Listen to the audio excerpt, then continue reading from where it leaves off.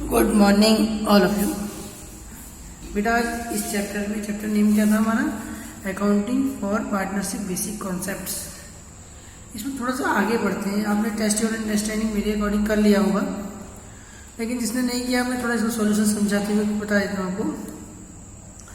Mohan and Shyam are partner in a firm, state whether the claim is valid in the partnership agreement is silent, that when partnership agreement not make, मतलब इन्होंने partnership deed नहीं बनाई थी तो इनका क्या होगा, ऐसा पूछा गया है। In the following matters, Mohan is an active partner, he want to a salary 10,000 per year.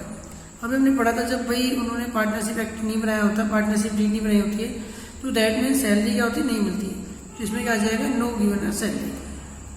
Shyam had advance a loan to firm, he claim interest 10% पर एनम। तो भैया इंटरेस्ट 10% नहीं मिलता लोन पर, ओनली कितना मिलता है बेटा, 6%। यहाँ 6% interest allowed only. Mohan has contributed to 20,000 and Shyam 50,000 as capital. Mohan want equal share in profit. यहाँ देखिए मोहन की कैपिटल ज़्यादा है, कम है, श्याम की कैपिटल ज़्यादा है, बट मोहन का चाहता है कि वो कैसे डिस्ट्रीब्यूट करें प्रॉफिट को, इक्वली।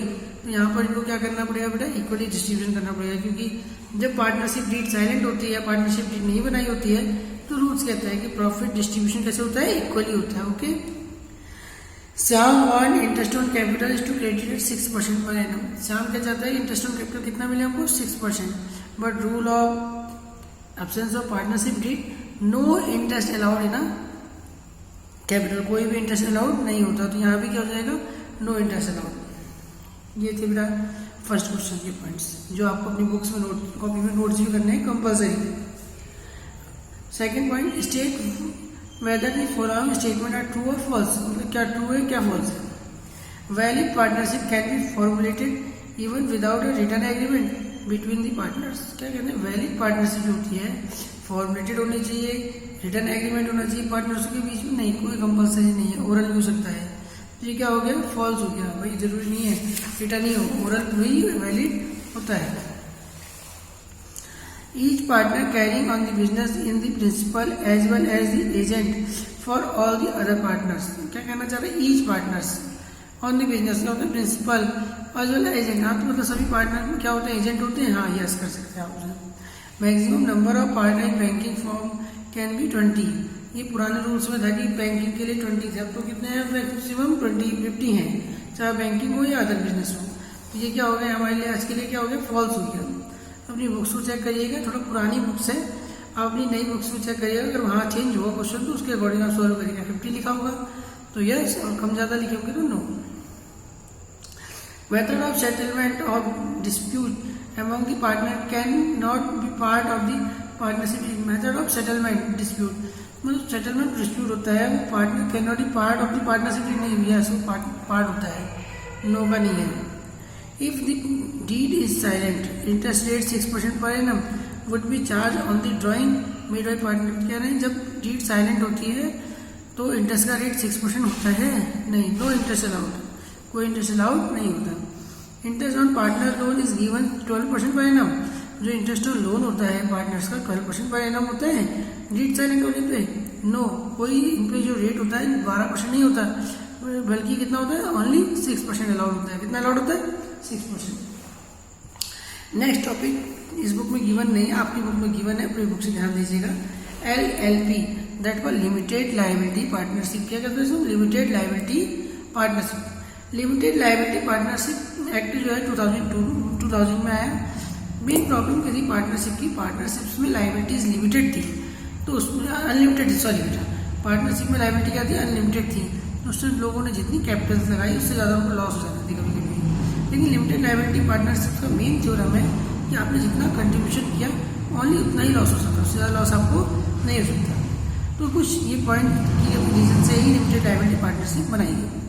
अच्छा, थोड़ा सा एक पॉइंट बहुत इंपॉर्टेंट है, पार्टनरशिप में जो है आपको रजिस्ट्रेशन करना कंपलसरी नहीं है, बट लिमिटेड लायबिलिटी पार्टनरशिप में रजिस्ट्रेशन आपके लिए कंपलसरी है, ये ध्यान देना चाहिए, दीजिएगा, ये इंपॉर्टेंट पॉइंट है।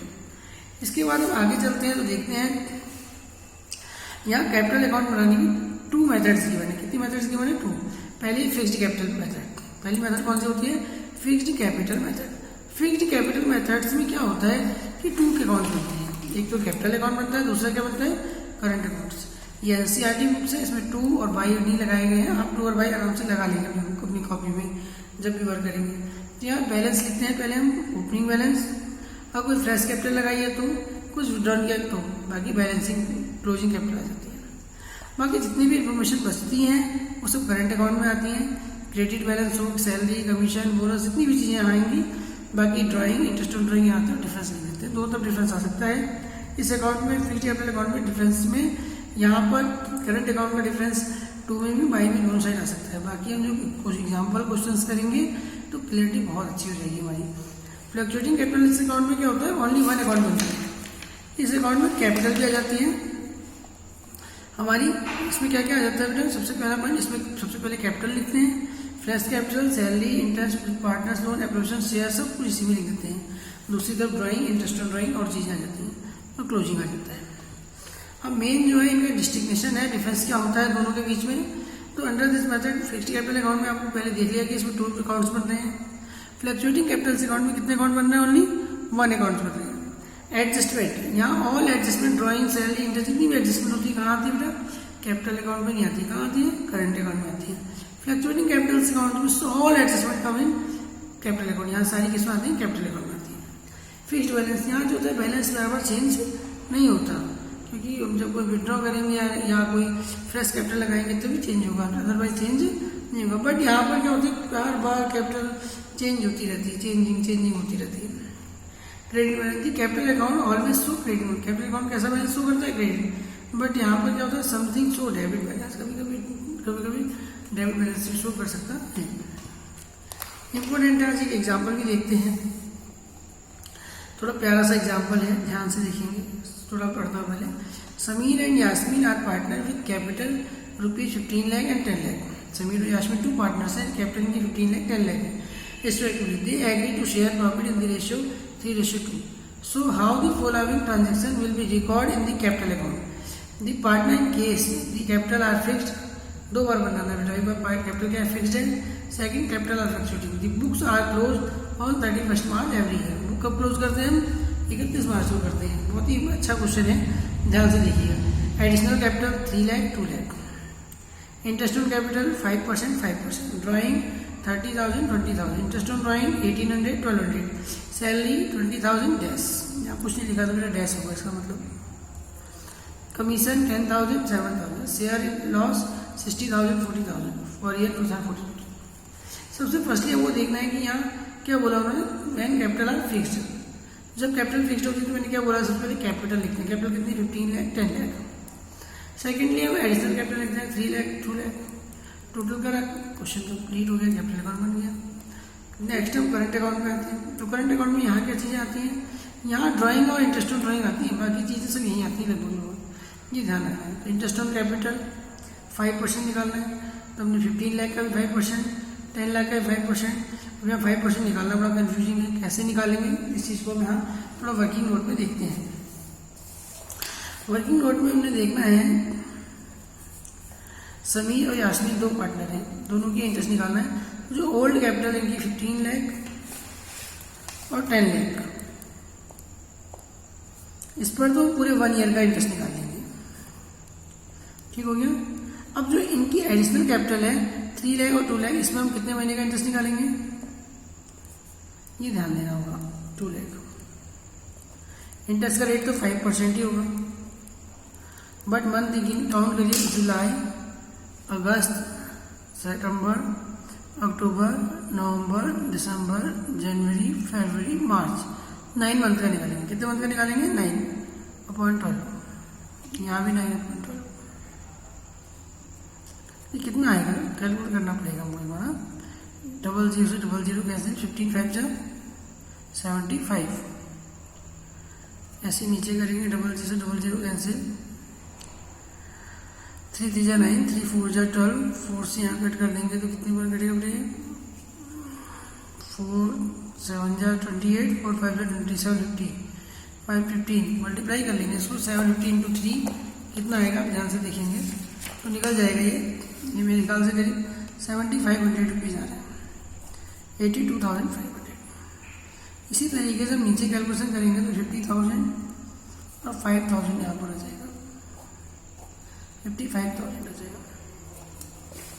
तो यहाँ गिवन हो गया बेटा, देखो ध्यान से, इंटरेस्ट ऑन कैपिटल 82,500, 55,000। इसके बाद पार्टनर सैलरी गिवन है क्वेश्चन में 20,000 और ये इन्होंने ऊपर नीचे देखो क्वेश्चन में इन्होंने ऊपर नीचे कर दिया है, कोई बात नहीं, हमने डैश कर दिया था इसके सामने। अगर यहाँ डैश है तो हम 20 और डैश लगा देंगे। सैलरी कमीशन यहाँ 10 और 7 है तो यहाँ 10 और 7 लिख देंगे, यहाँ डैश लगा के यहाँ पर हम 7,000 लिख देंगे। ठीक, नेक्स्ट बेटा यहाँ ड्राइंग लिखेंगे, ड्राइंग कितनी है 38 होगा, इंटरेस्ट ऑन ड्राइंग भी यहीं आएगी। अब एक बात रहा कि जो शेयर इन प्रॉफिट होता तो यहाँ लिखते, लॉस है तो प्रॉफिट को क्रेडिट साइड, लॉस को डेबिट साइड लिख देते हैं। अब जो डिफरेंस आएगा उसको बैलेंस सीडी में डाल देंगे। कहाँ लिख देंगे, बैलेंस सीडी में। ये हमारा कैपिटल अकाउंट बन गया, कैपिटल और करंट अकाउंट कब बना, जब कैपिटल क्या है, फिक्स्ड है। इसी के अकॉर्डिंग जब हमारी कैपिटल क्या होगी, फ्लक्चुएटिंग होगी, तो अभी कैसे करना है क्वेश्चन, इस बात को ध्यान देना है।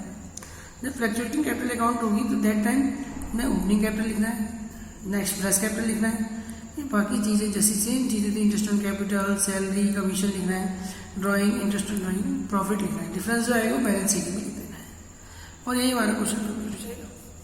इसके बाद जो नेक्स्ट टॉपिक है बेटा वो ये है कि डू इट योरसेल्फ। यहाँ क्लियर कर दिया कि इसको आपको खुद ही करेंगे। तो दोनों क्वेश्चन है, फर्स्ट क्वेश्चन, सेकंड क्वेश्चन आपको करना है और इसके बाद फिर कल नए टॉपिक में थोड़ा आगे चलेंगे। आज के लिए इतना काफ़ी है। ओके बेटा।